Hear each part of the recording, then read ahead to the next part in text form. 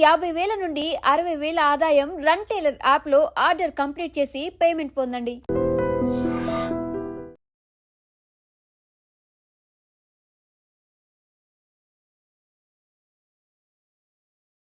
Hi guys, welcome to I dream. నేను మీ Chanakya.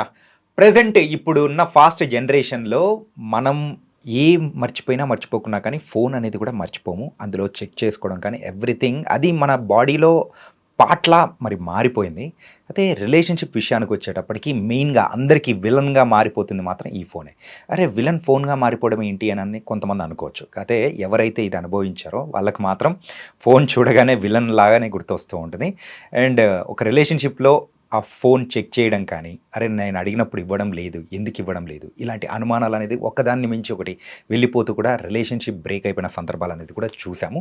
And దీని గురించి ఇంకా ఇన్ డీటెయిల్గా మరి అలాంటి ప్రాబ్లమ్స్ నుంచి బయటపడడం కోసమైనా కానీ ద సొల్యూషన్ చెప్పడానికి ఇప్పుడు మనతో పాటు కూడా సైకాలజిస్ట్ అలాగే మరి సాఫ్ట్ స్కిల్ ట్రైనర్ అయిన నల్లి గారు ఇప్పుడు మనతో పాటు ఉన్నారు. మరి మేడంతో మాట్లాడదాం. Hi ma'am. హలో అండి. యా, నా ఇంట్రడక్షన్లో చెప్పినట్టు ఫోన్ విలనేనా? అవుతుంది, ఖచ్చితంగా విలన్ అవుతుంది. ఇప్పుడు చాలా ఇళ్లలో పెద్ద విలన్ ఫోన్ చేసాం, మనం చేసాం.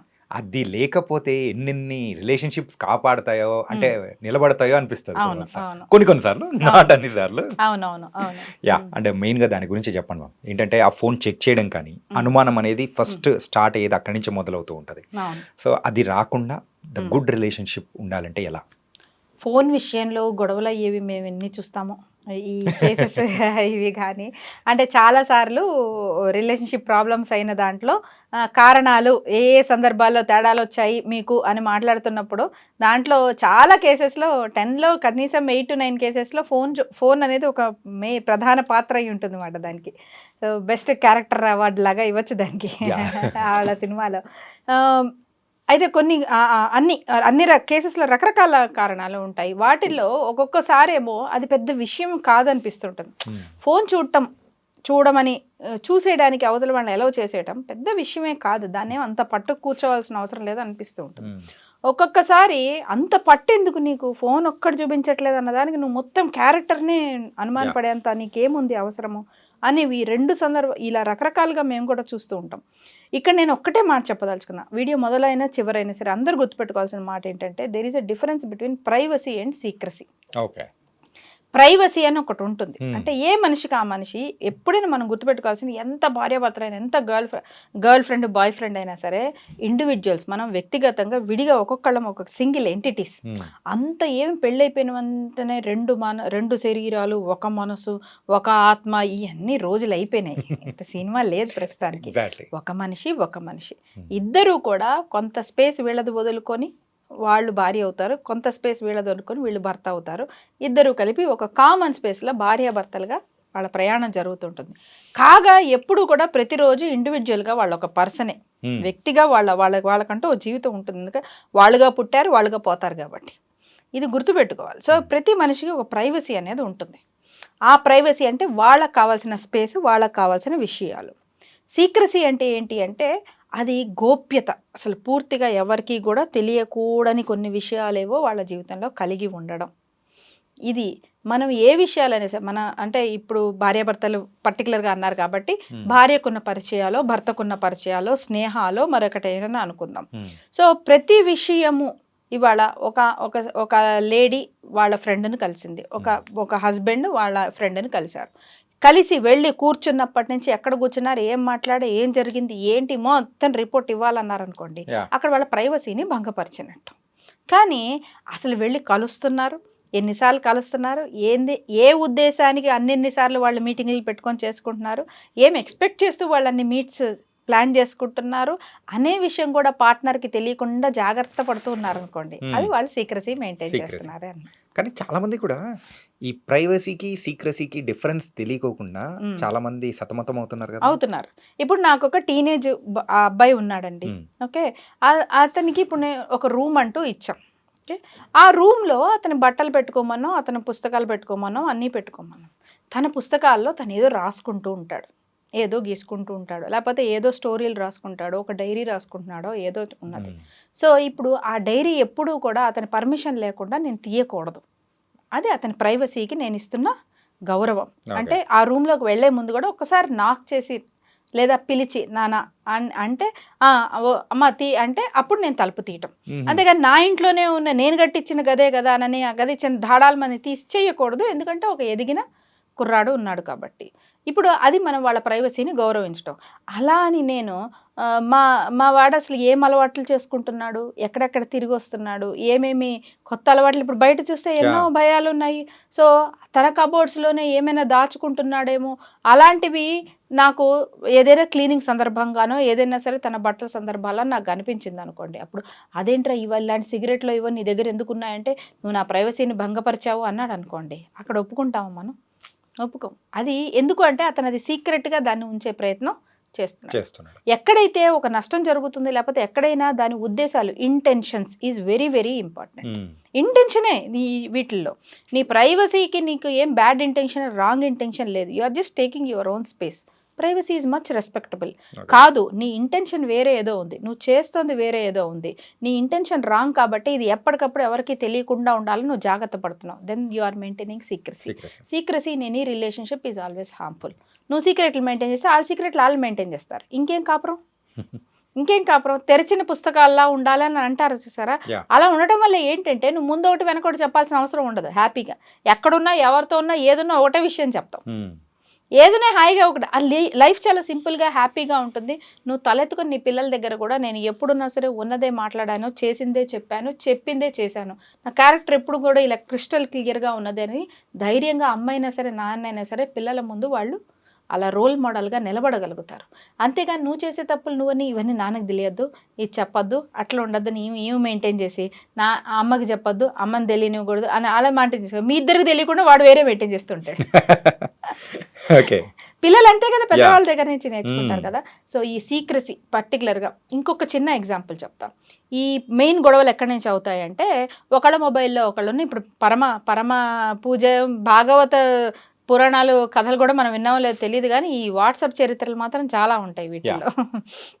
వాట్సాప్ చాట్ ఇవ్వబద్దని తీశారనుకోండి, ఇట్స్ ఆల్ అబౌట్ పర్స్పెక్టివ్. మళ్ళీ ఓకే, చాలాసార్లు ఏమవుతుందంటే లేడీస్కి ఎవరైనా వాళ్ళకి కొంచెం తెలిసిన వాళ్ళు, అభిమానించే వాళ్ళు, లేకపోతే వాళ్ళు ఏదైనా ఒక ఫీల్డ్లో ఉన్నారు, కొంచెం ఏదైనా ఒక పాజిటివ్ చూసిన వెంటనే భర్త దాన్ని అర్థం చేసుకోవడమే అసలు కంప్లీట్గా వేరే దృష్టిలో అర్థం చేసుకుంటారు. 10:30కి ఎందుకు వచ్చింది నీకు మెసేజ్, మేడం ఇవాళ మీరు చాలా బాగున్నారు మేడం, చక్కగా ఉన్నారు అని ఎవరో మెసేజ్ పంపించారు అన్నాను అనుకుందాం. వాడెవడు నీకు బాగున్నామని పంపించడానికి?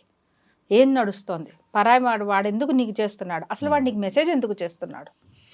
ఓకే, నేను లిటరల్గా అలా చూసాను. మా ట్రైనింగ్ ప్రోగ్రామ్స్లో పార్టిసిపేషన్ కోసం వచ్చిన వాళ్ళకి ఏదైనా అసైన్మెంట్ ఇస్తే చక్కగా వాళ్ళు ఒక టాపిక్ గురించి మాట్లాడి అప్లోడ్ చేస్తే ఎవరైనా పర్సనల్గా చాలా బాగా మాట్లాడారు, మీరు మంచి టాలెంట్ ఉంది, మీకు మంచి క్లారిటీ ఉంది, మీరు చాలా బాగా ఎదగాల్సిన వాళ్ళు, ఇంతకాలం అసలు మీరు ఎందుకు ఇట్లా ఉన్నారని ఎవరో ఒక పర్సన్ ప్రశంసనే పంపిస్తే దానికి ఆ భర్త ఎంతో గొడవ పెట్టేసుకొని వాళ్ళ చేత ఆ ప్రోగ్రామ్ మాన్పించేసి, ఆ ట్రైనింగ్ ప్రోగ్రామ్ మాన్పించేసేసి, ఇంతకాలం నువ్వు హాయిగా ఉన్నావు, ఇప్పుడు వీళ్ళలో వచ్చావు కాబట్టి నీకు ఈ కొత్త అలవాట్లన్నీ వచ్చేసాయని ఆమె చేత మాన్పించేసి మరి గొడవ చేసిన సందర్భం నేనే ప్రత్యక్షంగా చూశాను. అంటే నువ్వు చూడటమే, వినడమే, ఆ మెసేజ్ చూడమే నువ్వు ఒక రాంగ్ ఇంటెన్షన్, అంటే ఇది ఏదో చేసేస్తుంది, నాకు తెలియకుండా ఇవేవో రిలేషన్స్ పెట్టేసుకుంటోంది, ఇదేదో అయిపోతుంది అనే ఉద్దేశంలో నువ్వు చూడదలుచుకుంటే మాత్రం అది చాలా చాలా తప్పు. అప్పుడు నీకు అవతల వాళ్ళ ప్రైవసీని కూడా నువ్వు గౌరవించలేని పరిస్థితుల్లో ఉన్నామని. అలా కాకుండా ఫింగర్ లాకులు పెట్టేసుకొని, ఫేస్ లాకులు పెట్టేసేసుకొని ఈ భయపడుతూ ఏవేవో చాట్లో ఏవేవో నడుస్తూ ఉంటాయి. అన్నీ ముందుగా జాగ్రత్తగా, అన్ని ఇంటికి వచ్చే ముందు అన్ని జాగ్రత్తగా అన్నీ లేనట్టు ఆల్ క్లియర్ చేసేసుకొని వచ్చి కూర్చొని చేస్తున్నారు అంటే ఆబ్వియస్గా వాళ్ళు సీక్రసీ మెయింటైన్ చేస్తున్నారు అన్నట్టే. ఆ సీక్రసీ మెయింటైన్ చేయాల్సినంత పరిస్థితి నీకు వచ్చింది అంటేనే మీ రిలేషన్షిప్లో ప్యూరిటీ, అంటే కమ్యూనికేషన్ క్లియర్గా లేదు అన్నట్టు, ఏదో అవాయిడ్ చేయడానికి మీరు ఇంకోటి ఏదో తప్పు చేస్తున్నారు అన్నట్టు. తప్పు మీద తప్పు ఎప్పుడో పెద్ద తప్పు జరుగుతుంది, మొత్తానికి గొడవకి వచ్చేస్తుంది. ఒక చిన్న క్వశ్చన్ అడగచ్చా? ఇప్పుడు అమ్మాయి అయినా అబ్బాయి అయినా కానీ ఇట్లా ఫోన్ ఇవ్వు, ఒక నిమిషం ఇవ్వు అని చెప్పేసి అడగగానే ఫోన్ ఇవ్వాలా వద్దా? అమ్మో, చాలా అంటే చాలా మంది చూసే వాళ్ళు కూడా అనుకుంటూ ఉంటారు, ధర్మ సంకటంలో పడేశారు నన్ను. ఇవ్వాలా వద్దా అంటే ఈ ఫోన్ అసలు చూడాలనుకుంటున్న వాళ్ళు ఏ ఉద్దేశంతో అడుగుతున్నారు? నీ ఫోన్ చూడాలని ఏ ఉద్దేశంతో అడుగుతున్నారు? వాళ్ళ ఇంటెన్షన్ ఏంటి? వాళ్ళ ఇంటెన్షన్ ఏం ఉండదు, జస్ట్ నార్మల్ గా కూడా సో ఫోన్ ఇవ్వు అని చెప్పేసి అనగానే ఆ ఉన్న వాళ్ళల్లో కూడా అరే ఏంటిది అని చెప్పేసి ఒక నిమిషం అవును, ఆలోచించి ఉంటుంది. అట్లా అవును. అయిపోతుంటుంది అనమాట. ఆ టైంలో ఇవ్వాలన్నా వద్దా అసలు? ఇవ్వాలనా వద్దా అంటే నేను ఇది ఇవ్వాలనుకున్న పర్సన్ యొక్క చాయిస్ మీద వదిలేస్తాను. They have all the rights to say yes, they have all the rights to say no. Okay okay, ఇది ఎందుకంటే ఎస్ అని చెప్పను, నో అని చెప్పను. They have all the rights to yes, say yes, they have all the rights to say no. Okay yes or no అనేది individual choice ఇక్కడ. Next, నీకు ఇప్పుడు అడిగిన పర్సన్ మధ్యలో నీకు వాళ్ళకి మధ్యలో ఎంత క్లారిటీ ఉంది, ఎంత ట్రాన్స్పరసీ ఉంది అన్న దాని మీదట వీళ్ళు అంత ధైర్యంగా ఇచ్చేస్తున్నారా లేదా అనేది రియాలిటీలో జరిగే విషయం. Okay okay, by choice as an individual they have all the rights to say yes I will give you or no I will not give you. That will not define the personality. అది అంటున్నాను. No అన్నంత మాత్రం అమ్మాయి ఏదో తప్పు చేస్తుందని కాదు, లేదా అబ్బాయి ఏదో తప్పు చేస్తున్నాడని కాదు. ఎస్ అన్నంత మాత్రం అమ్మాయి చాలా క్లారిటీగా ప్యూరిటీగా ఉంది అని కూడా కాదు. అదే నేను చెప్పదలుచుకుంది. ఈ ఎస్ ఆర్ నోలతో అవతల పర్సనాలిటీని జడ్జి చేయవద్దు. ఓకే వాళ్ళకి చెప్పే హక్కు ఉంటుంది, అది వాళ్ళ ప్రైవసీ. ఓకే ఓకే, మీరు అదేదో తెలుసుకోవాలని నన్ను అనుకొని మీరు అనవసరమైన రాంగ్, ఎందుకంటే ఇప్పుడు కొన్ని యాప్స్ అనేవి వచ్చాయి. భర్తకు తెలియకుండా భార్య యాప్స్ ఇన్స్టాల్ చేసేసి, భార్యకు తెలియకుండా భర్తలు ఇన్స్టాల్ చేసి దానివల్ల గొడవలు అవుతున్న పరిస్థితి వస్తుంది. రియల్గా వాళ్ళు they really want to know నువ్వు ఎవరితో మాట్లాడుతున్నావు, ఏం జరుగుతుంది నీ లైఫ్లో అని తెలుసుకోవాలన్న ఒక మంచి ఉద్దేశంతో వాళ్ళు అడిగితే నువ్వు చేసే దాంట్లో కూడా ఏం తప్పు లేదంటే నువ్వు హ్యాపీగా ఇచ్చేస్తావు. ఓకే, అది ఆ అమ్మాయి అయినా అబ్బాయి అయినా సరే. కానీ ఇదే నేను కొన్ని ప్రాబ్లమ్స్ చూస్తున్నాను. గర్ల్ ఫ్రెండ్స్ అట్లా ఉన్నవాళ్ళు లేదా బాయ్ ఫ్రెండ్స్ ఉన్నవాళ్ళు ప్రతిదీ వీడియో కాల్ చేసి చూపించమంట. ఇదేదో నాకు ఎంత విచిత్రం అనిపించిందో. ఎక్కడికి వెళ్ళినా వీడియో కాల్ చేసి చూపించాలట. I mean why are you asking? Who has given you a right? నీకు ఎవరిచ్చారు అంత హక్కు? ఎంత నువ్వు గర్ల్ ఫ్రెండ్ అయినా బాయ్ ఫ్రెండ్ అయినా ఎంత పార్ట్నర్ అయినా సరే ప్రతి నిమిషం నువ్వు ఎక్కడున్నావో వాళ్ళు రిపోర్ట్ చేయను. వెబ్ క్యామ్ నువ్వేనా, సీసీ కెమెరావా, నెత్తిని పట్టుకొని తిరుగుతావా? వాళ్ళు నేను ఫ్రెండ్స్తో బయటికి వెళ్ళాను అంటే ఆ ఫ్రెండ్స్తో ఉన్న స్పేస్లో నువ్వు అనవసరం. నువ్వు ఒక పార్ట్నర్గా కంపానియన్గా నీ ప్లేస్ వేరే, అక్కడ ఉండిపో. ఫ్రెండ్స్ వెళ్ళాను, ఇన్ఫర్మేషన్ ఇచ్చారు కదా, ఎప్పుడు వెళ్తావు, ఎలా వస్తున్నావు, సేఫ్టీ ఉందా లేదా, ఎన్నింటికి వస్తావు, ఈ బేసిక్ థింగ్స్ తెలిసాక వాళ్ళ స్పేస్లోకి వాళ్ళు వదిలేసావు అనుకో. ఎప్పుడైతే వాళ్ళ స్పేస్ వాళ్ళు తీసుకునే ఫ్రీడమ్ ఉందంటే వాళ్ళు ఇంకా ఎక్కువ నిజాయితీగా ఉంటారు. అది నేను చెప్పదలుచుకున్నాను. నువ్వు వాళ్ళని ఎంత అనుమానిస్తుంటే వాళ్ళు నీతో అన్ని అబద్ధాలు చెప్తుంటారు. ఇంకా నువ్వు వీడియో కాల్ చేయాలనుకో, వెనకాల చెట్టో పుట్టో చూసుకొని వీడియో కాల్ చేస్తారు వాళ్ళు. ఆడ తిరిగితే ఆడ మందు బాటిళ్ళు వాళ్ళు అన్నీ వేరే ఉంటాయి, ఇటు తిరిగి వాళ్ళు కాల్ చేస్తారు. ఏం లాభం దీనివల్ల? నువ్వు ఎంత ఓవర్గా స్క్రూటినై చేస్తే వాళ్ళు అంత అబద్ధాలు చెప్తూ ఉంటారు. అమ్మాయి అయినా అబ్బాయి అనేది అందరికీ ఈక్వల్గా అప్లై అవుతుంది.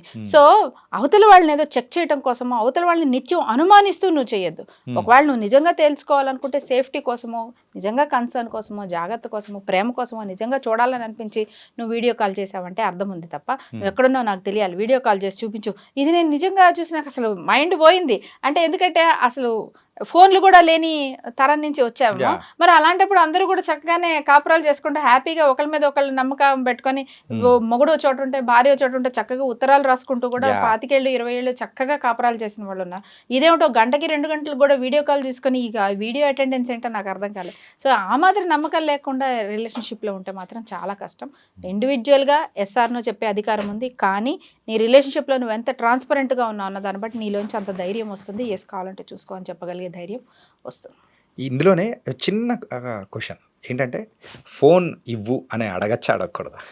ఫోన్ ఇవ్వు అని అడిగే, పర్సనల్గా అడిగే హక్కు ఒక పార్ట్నర్కి అడిగేంత హక్కు మనం ఆ పార్ట్నర్కి ఇవ్వగలిగితే చాలా ముద్దుగా ప్రేమగా ఉంటుంది.